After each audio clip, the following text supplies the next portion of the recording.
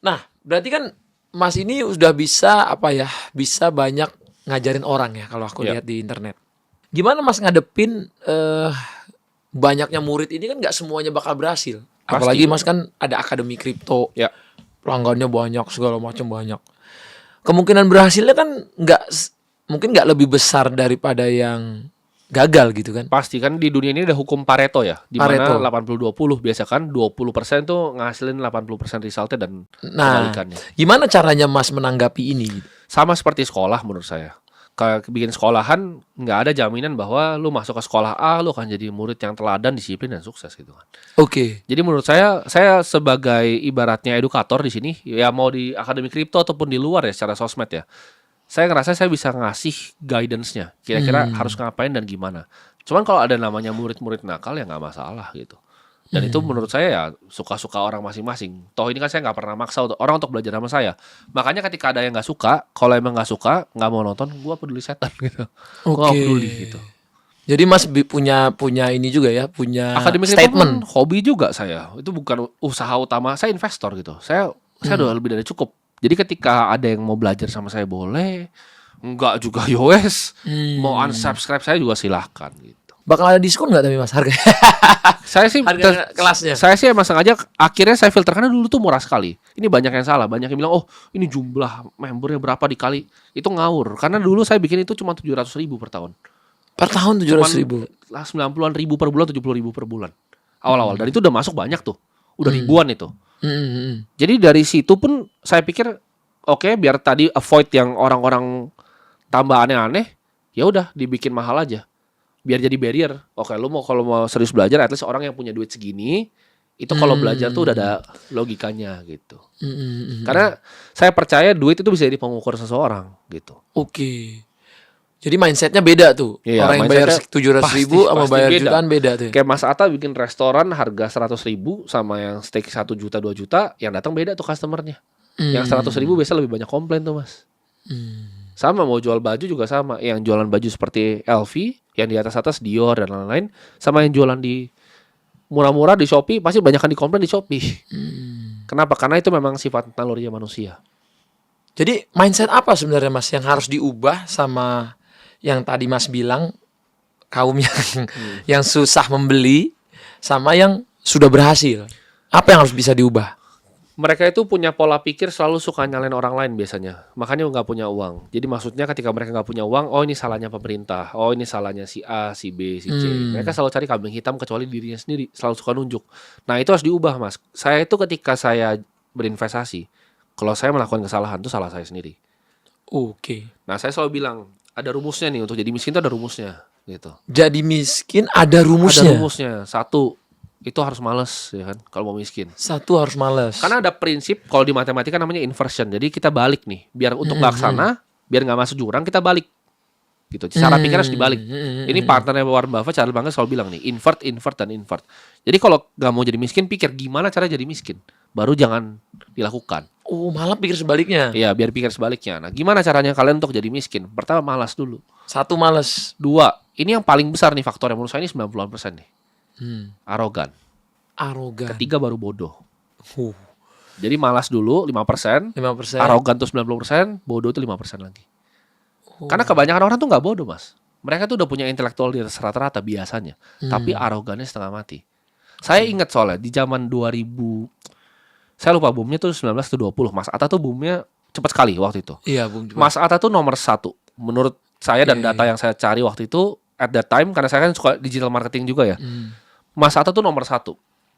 Pas waktu masih 5 jualan tahun lah semua waktu orang, itu. iya. 5 tahun nomor 1. Iya, bikin yang pakai bandana, pakai Headband, bandana, warna-warni headband, rambut. AHA. Saya tuh lihat orang-orang di pinggir jalan semuanya pakai hoodie. Hoodie AHA. Hoodie AHA. Semuanya dari tukang somai, tukang Sampai saya cilok, tutup brandnya, Mas. sampai Mas tutup brandnya. Jadi itu sampai di mana-mana. Nah, kalau orang yang apa namanya tadi arogan, mereka kan lihat fenomena itu dan bilang ini orang-orang kok ngapain begini, bego dan lain-lain, alay lah begini. Saya nggak pernah lihat seperti itu. Saya selalu pikir apa yang Mas Atta Halilintar ini tahu yang saya nggak tahu. Oke. Semua saya ketemu siapapun ya, bahkan videografer di sini, siapapun orang di sini, saya tuh selalu punya mindset belajar. Saya nggak pernah ngerasa oh saya lebih ngerti. Nah orang Indonesia itu kebanyakan arogan.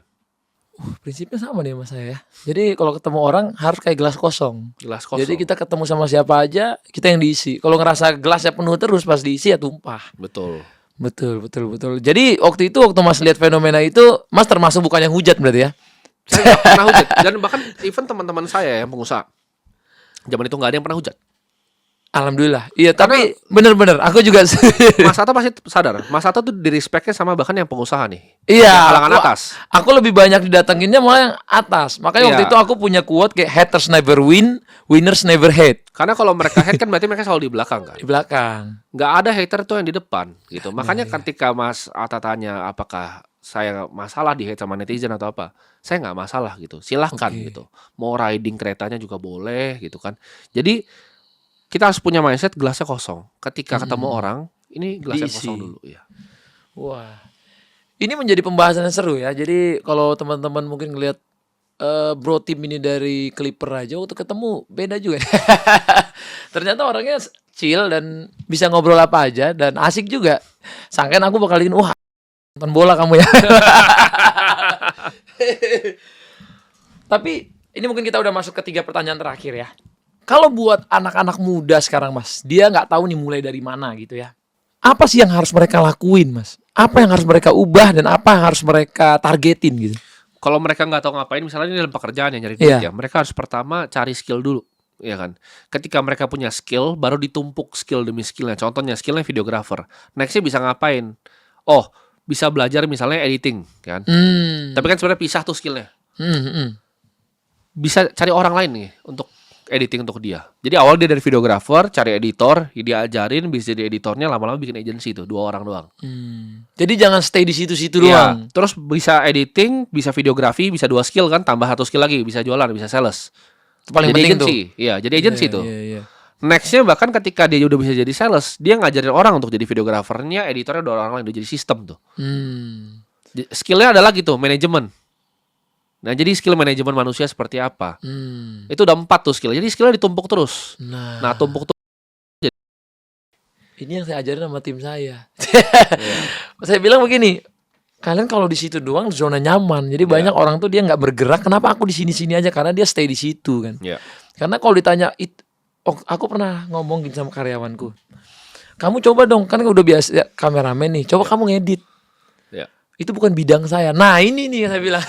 Awal mula bukan bidang saya. Saya nggak pernah kuliah itu. Saya nggak pernah sekolah itu. Saya bilang saya juga nggak pernah. Saya cuman lulusan SMP. Saya bilang. Tapi saya belajar ngedit, belajar ngambil kamera, belajar bikin konten, belajar nulis skrip, belajar bikin pertanyaan kan semua belajar. Betul. Jadi waktu ketika Mas ngomong gitu, iya ini masuk akal sama jadi. Ketika bisa begitu itu baru bisa jadi pengusaha yang hebat menurut saya. Kenapa? Karena Iya. kayak sekarang Mas Atta kan mulai semua dari nol ya. Iya. Mulai media itu dari nol. Ini anak-anak di sini, let's say ya. Mereka semuanya nggak bisa kerja di sini. Mas Atta harusnya bisa gantiin mereka. Bisa. Nah, saya pun juga sama. Karena saya pernah punya agency, setiap kali saya bikin konten saya tahu ini pakai kamera apa, lighting apa. Iya. Mereka, jadi saya nggak bisa, anak saya tuh nggak bisa malas Mas. Misalnya saya bikin konten nih nanti ya di bawah ya. Oke. Itu 1 jam, 2 jam udah selesai harusnya.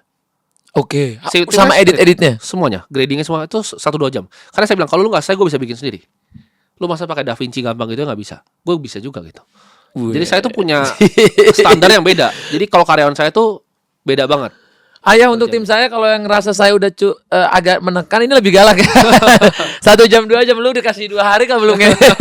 Karena menurut saya ngedit cuman podcast kalau sampai 2 hari tuh begonya kebangetan. Wow. Kayak saya podcast kemarin. Wir.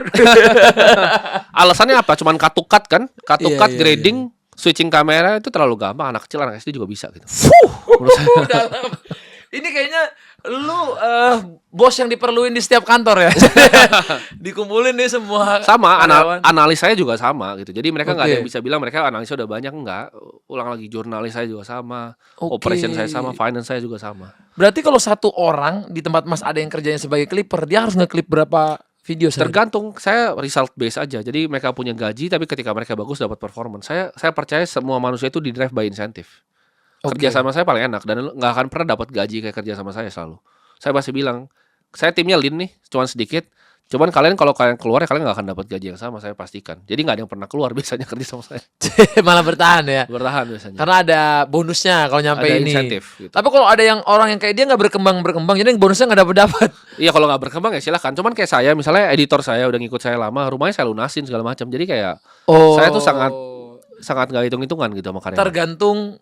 Tapi outputnya juga luar biasa. Iya, jadi kalau outputnya menguntungkan, nggak mungkin kalau dia Iya. merugikan Mas kasih rumah kan. Kayak kemarin saya podcast tuh, editor saya di lantai di airport ngedit. Harus selesai nggak peduli saya mau di mana. Ngedit podcast Di lantai di airport. Di lantai? Di lantai. Fotoin saya di lantai. 1 jam. 1 jam beres. Oke. Ada buka lamaran kalau biar saya pindah-pindahin. Biar saya pindah-pindahin dulu suruh belajar. Kayaknya Mas harus bikin ini juga akademi kerja disiplin ya. Kayaknya perusahaan-perusahaan bakal butuh tuh. Tapi itu culture sih. Memang Oke. culture perusahaan memang saya set dari awal seperti itu. Jadi kita high pace, high performance, nggak suka silahkan Small keluar. team. Semua tim. Itu videographer contoh ya. Tapi di divisi yang lain juga sama. Saya bikin acara nih 1.800 orang itu 1 minggu. Maksudnya preparation cuma seminggu. Oke. Lu kerjain tanpa IO. Kerja sendiri dah. Kerja sendiri ya. Butuh duit berapa? 1,5 M gue kasih. Tapi kerjain beres. Gitu. Oh, jadi nggak boleh ngesap. Nggak boleh. Gitu kerjain sendiri. Jadi kalau dia nggak punya kemampuan itu, udah lu pokoknya Udah out. lu cari kayak di AI ChatGPT lu searching kayak cari.